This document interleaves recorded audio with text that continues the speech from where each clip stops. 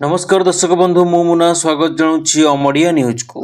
दर्शक बंधु आज जनवरी 31 तारिख शुक्रवार आज दिन ओडिशा तथा देश विदेशर ताजा खबर गुड़ी को जानवा चाहूँगे भिडटी को शेष पर्यंत देखंतु एवं भिडटी भल लगे लाइक शेयर करदेवे एवं यही बड़ी ताजा ताजा खबर गुड़ी को प्रत्येक दिन देखा चाहूँगे चैनल टी को सब्सक्राइब कर पाखरे ऑल बेल नोटिफिकेशन आइकन टी को दबाई दिंतु। तेज आसतु नजर पकईबा आज संपूर्ण खबर उपरे।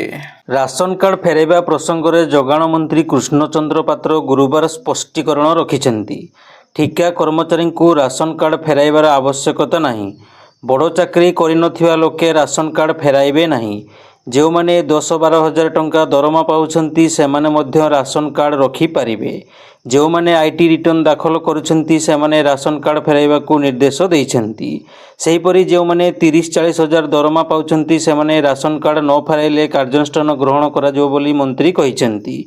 फेब्रुआरी 15 जाए बढ़िला राशन कार्ड पर ई-केवाईसी अपडेट अवधि वृद्धि नहीं जोगाण मंत्री कृष्णचंद्र पात्र सूचना देइछंती।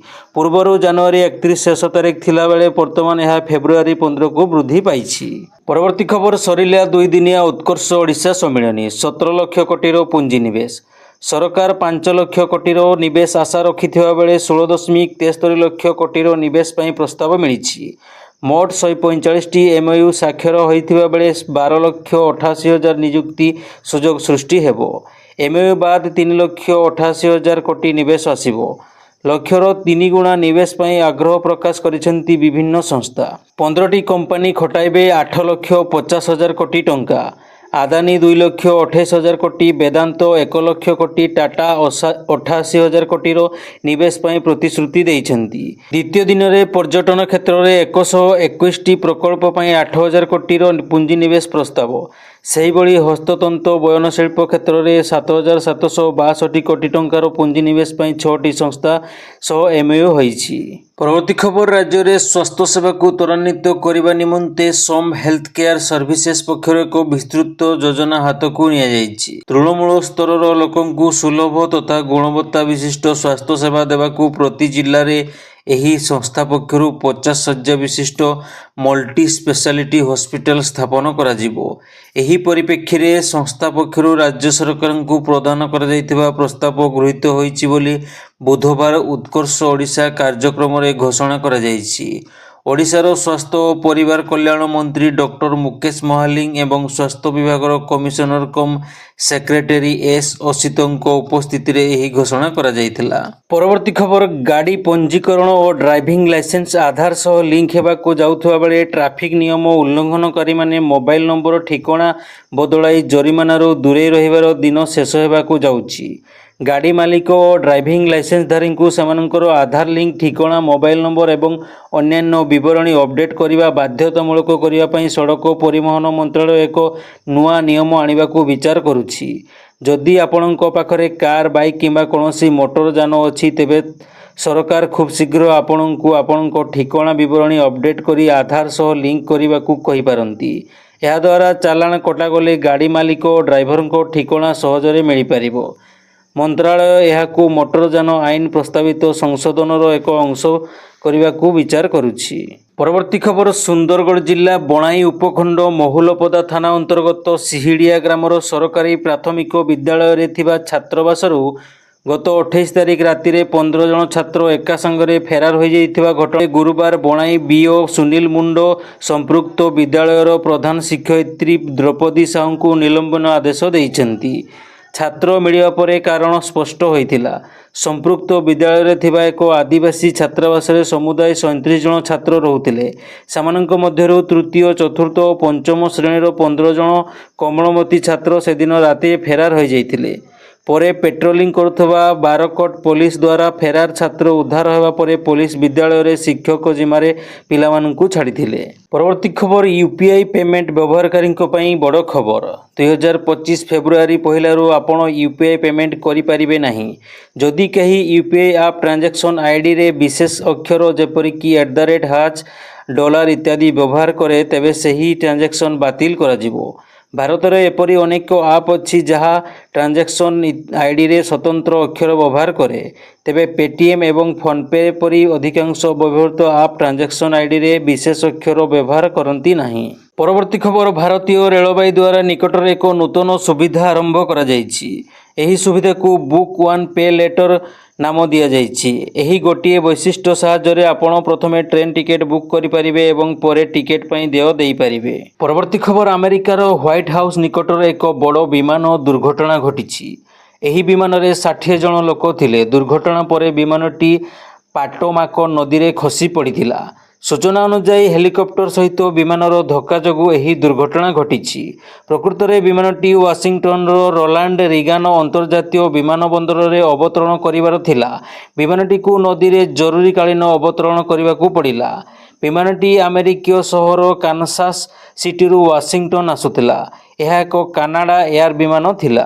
ପରବର୍ତ୍ତୀ ଖବର ଢେଙ୍କାନାଳରେ ଖାଦ୍ୟ ଓ ଯୋଗାଣ ମନ୍ତ୍ରୀଙ୍କ ଘର ପାଖ କାଙ୍କଡ଼ପାଳ ଧାନ ମଣ୍ଡି ବନ୍ଦ ଥିବା ମଣ୍ଡି ଖୋଲିବା ସହ କିଣାବିକା ଆରମ୍ଭ ହୋଇଛି। ମଣ୍ଡିରେ ମିଲରଙ୍କ ଟ୍ରକ୍ ଲାଗିଛି। ଚାଷୀଙ୍କ ଧାନ ଓଜନ ହୋଇ ଲୋଡ୍ ହେଉଛି।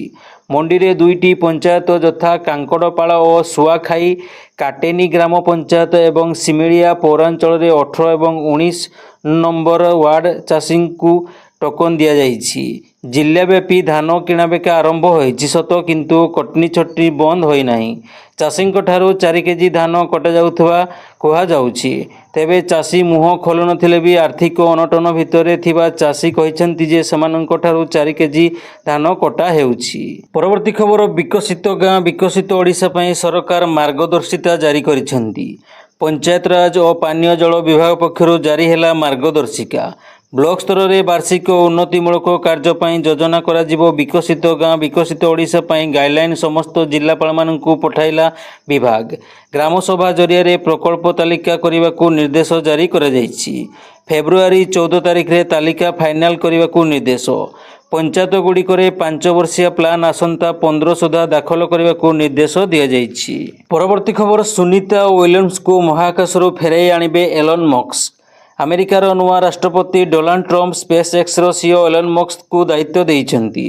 ସୁନିତା ୱିଲିୟମ୍ସ ଏବଂ ତାଙ୍କ ସହଯୋଗୀ ବୁଚ୍ ୱିଲ୍ମର ଗତବର୍ଷ ଜୁନରେ ମହାକାଶରେ ଫସି ରହିଛନ୍ତି। ଦୁଇ ମହାକାଶ ବୈଜ୍ଞାନିକଙ୍କୁ ଫେରାଇ ଆଣିବା ପାଇଁ ଏଲନ୍ ମସ୍କଙ୍କୁ କହିଥିବା ସୋସିଆଲ ମିଡିଆରେ ଲେଖିଛନ୍ତି ଡୋନାଲ୍ଡ ଟ୍ରମ୍ପ। ପରବର୍ତ୍ତୀ ଖବର କୁମ୍ଭମେଳା ପାଇଁ ଓଏସ୍ଆରଟିସି ପକ୍ଷରୁ ଓଡ଼ିଶାରୁ ଅଯୋଧ୍ୟାକୁ ବସ୍ ସେବା ଆରମ୍ଭ କରାଯାଇଥିଲା, ଯାହାକୁ ବାତିଲ କରି ଦିଆଯାଇଛି। ଆସନ୍ତା ଫେବୃଆରୀ 4 ତାରିଖ ପର୍ଯ୍ୟନ୍ତ ଏହି ବସ୍ ସେବା ବାତିଲ କରାଯାଇଛି। କୁମ୍ଭମେଳାରେ ଅପ୍ରୀତିକର ପରିସ୍ଥିତି ସୃଷ୍ଟି ହେବା ପରେ ଓଏସ୍ଆରଟିସି ପକ୍ଷରୁ ଏହି ନିଷ୍ପତ୍ତି ନିଆଯାଇଛି। ମୌନି ଅମାବାସ୍ୟାରେ କୁମ୍ଭମେଳାରେ ଦଳା ଚଟକା ଘଟିଥିଲା। ଦଳା ଚଟକାରେ 30ରୁ ଅଧିକ ଭକ୍ତଙ୍କ ମୃତ୍ୟୁ ଘଟିଥିଲା। ଏହାସହ ଶତାଧିକ ଲୋକ ଆହତ ହୋଇଥିଲେ। ଏପରି ଅପ୍ରୀତିକର ପରିସ୍ଥିତିକୁ ଦୃଷ୍ଟିରେ ରଖି ଓଏସ୍ଆରଟିସି ଓଡ଼ିଶା ପକ୍ଷରୁ ଅଯୋଧ୍ୟା ଯାଉଥିବା ବସ୍ ସେବା ବାତିଲ କରାଯାଇଛି। ପରବର୍ତ୍ତୀ ଖବର ଭାଜପାର ନୂଆ ସଭାପତି ଘୋଷଣା ନେଇ ରାଜନୀତି ସରଗରମ ରହିଛି। ଏସବୁ ଚର୍ଚ୍ଚା ଭିତରେ ରାଜ୍ୟ ନିର୍ବାଚନ ସହ ଅଧିକାରୀ ସୁକାନ୍ତ ପାଣିଗ୍ରାହୀ ବଡ଼ ସୂଚନା ଦେଇଛନ୍ତି। ସେ କହିଛନ୍ତି ଖୁବ୍ ଶୀଘ୍ର ରାଜ୍ୟ ସଭାପତି ଘୋଷଣା ହେବ। ଫେବୃଆରୀ ପ୍ରଥମ ସପ୍ତାହ ସୁଦ୍ଧା ଏନେଇ ଘୋଷଣା ହେବ। ରାଜ୍ୟ ନିର୍ବାଚନ ଅଧିକାରୀ ଓଡ଼ିଶା ଆସି ଆଲୋଚନା କରିଛନ୍ତି।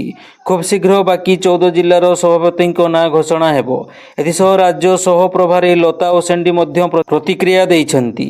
ସଂଗଠନ ମହାପର୍ବ ଚାଲିଛି, ଶୀଘ୍ର ସବୁ ନିର୍ବାଚନ ସରିବ। ନିର୍ବାଚନ ଚାଲିଛି, କୌଣସି ବିଳମ୍ବ ହୋଇନି। ପରବର୍ତ୍ତୀ ଖବର 50 ଲକ୍ଷରେ ହେଉଥିଲା କିଡ୍ନି ଡିଲ୍, ଗୁମର ଖୋଲିଲା ସ୍ୱାସ୍ଥ୍ୟ ବିଭାଗ। ତେଲେଙ୍ଗାନା ସ୍ୱାସ୍ଥ୍ୟ ବିଭାଗର ତନାଘନା। କିଡ୍ନି ତସ୍କରୀକୁ ଧରିବାକୁ ବିଭାଗ କରିଛି ସ୍ୱତନ୍ତ୍ର ଇନଭେଷ୍ଟିଗେସନ ଟିମ୍। ଆଉ ପ୍ରାଥମିକ ତଦନ୍ତରୁ ଯାହା ଜଣାପଡ଼ିଛି ତାହା ଜାଣିଲେ ଆପଣ ସେତିକି ଭୟଭୀତ ହେବେ, ହତାଶ ହେବେ। କାରଣ ଏଠି ଗୋଟେ ପଟେ ଗରିବର ଅସହାୟତା ଆଉ ଗୋଟେ ପଟେ ସ୍ୱାର୍ଥର ଏଜେଣ୍ଟମାନଙ୍କର ଲୋଲୁପ ଆଖି। 2 ଜଣ ମହିଳାଙ୍କ ଠାରୁ କିଡ୍ନି କାଢ଼ି ନେଇ ଏହାକୁ 50 ଲକ୍ଷ ଟଙ୍କାରେ ଡିଲ୍ ହେଉଥିବା ଜଣାପଡ଼ିବା ପରେ ତେଲେଙ୍ଗାନା ବିଭାଗ ଆରମ୍ଭ କରିଥିଲା ତନାଘନା। ଏଥିରେ ଏଭଳି 20ରୁ ଅଧିକ ଡିଲ୍ ହୋଇଛି ବୋଲି ଜଣାପଡ଼ିଛି। ଏଥିରେ ରହିଛି ଏଜେଣ୍ଟ ଆଉ ଡାକ୍ତରଙ୍କ ହାତ। ପରବର୍ତ୍ତୀ ଖବର ଆବାସ ଯୋଜନାରେ ଟଙ୍କା ହଡପ କରିବା ପଡ଼ିଲା ମହଙ୍ଗା। ସରପଞ୍ଚଙ୍କ ସହ ଗିରଫ ହେଲେ ସ୍ୱାମୀ। ଗଜପତି ଜିଲ୍ଲା ଆର୍ ଉଦୟଗିରି ବ୍ଲକ ବସ୍ତିଗୁଡ଼ା ପଞ୍ଚାୟତ ସାରଡ଼ା ସାହିରେ ଆବାସ ଦୁର୍ନୀତି ଘଟଣାରେ ହୋଇଛି କାର୍ଯ୍ୟାନୁଷ୍ଠାନ। ଜୟନ୍ତୀ ରୋହିତଙ୍କ କାର୍ଯ୍ୟାଦେଶକୁ ସରପଞ୍ଚ ଲୁଚାଇ ରଖିଥିଲେ।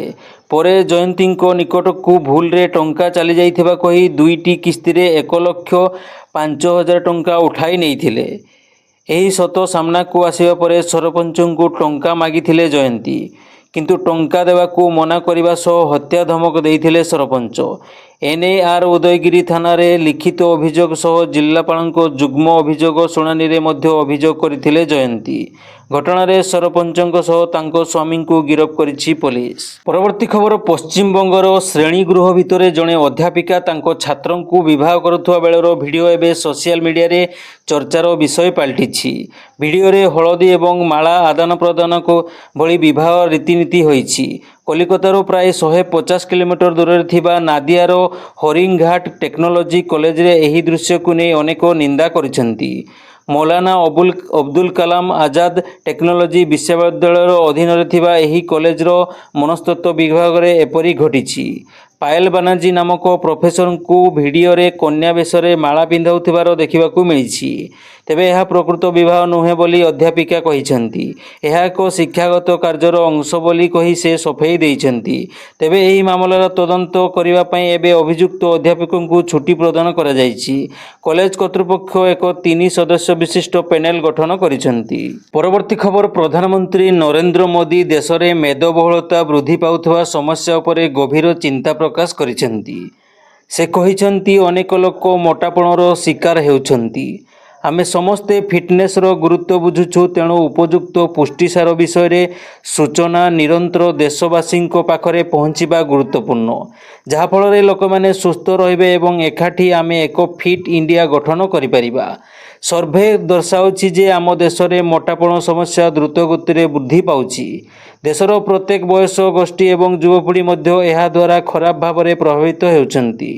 ସମ୍ପ୍ରତି ଉତ୍ତରାଖଣ୍ଡରେ ଜାତୀୟ କ୍ରୀଡ଼ାରେ ଉଦ୍ଘାଟନୀ ଉତ୍ସବରେ ମୋଦି ଏନେଇ ଭାଷଣ ଦେଇଛନ୍ତି। ପରବର୍ତ୍ତୀ ଖବର, ରାଜନୀତିରେ ଯମୁନା ନଦୀ ପାଣିକୁ ନେଇ ଆରମ୍ଭ ହୋଇଥିବା ବିବାଦ ଥମିବାର ନାଁ ଧରୁନି। ଅରବିନ୍ଦ କେଜରିୱାଲ ଯମୁନା ନଦୀର ଜଳ ପ୍ରଦୂଷଣ ପାଇଁ ହରିୟାଣା ଭାଜପା ସରକାରଙ୍କୁ ଦାୟୀ କରିବା ସହ ଏଥିରେ ବିଷ ମିଶୁଛି ବୋଲି କହିଥିଲେ, ଯାହା ଉପରେ ସବିଶେଷ ତଥ୍ୟ ଦେବାକୁ ନିର୍ଦ୍ଦେଶ ଦେଇଥିଲେ ନିର୍ବାଚନ କମିଶନ।